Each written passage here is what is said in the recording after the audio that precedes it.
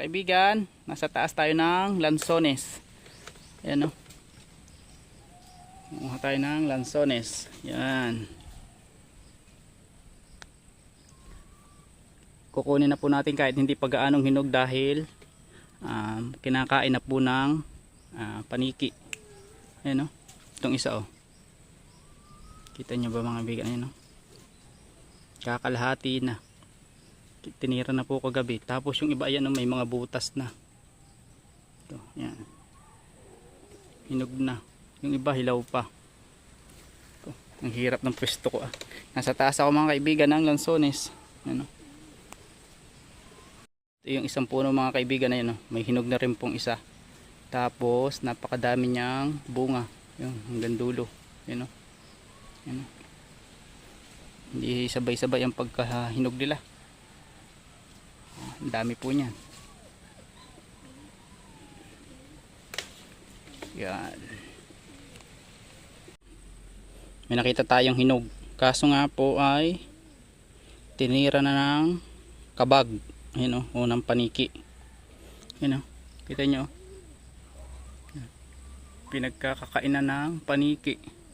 Kahit hindi pa siya gaanong hinog. Ayan o. Sayang.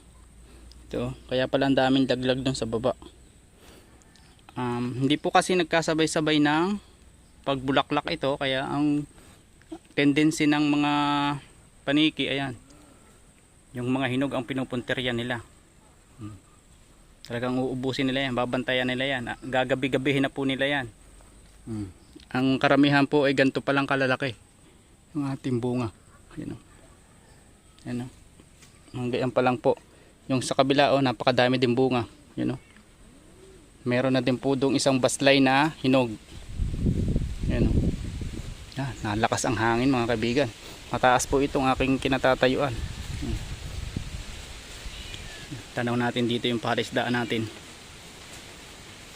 Yun ang ating bahay kubo nandun. Ito po yung bahay ng ating manok. Taas oh. May gamit po akong hagdan. Kukunin na po natin ito kahit ito ay hindi pa gaanong hinog. Ayun. Yan o. Kasi mamayang gabi yan mga kaibigan, babalik-balikan nila yan hanggang sa maubos nila yan. Ayun o. Dami nating lansones. Uy, lakas ng hangin. Okay, may lagay tayong lagayan dito eh. Patayo ay yun.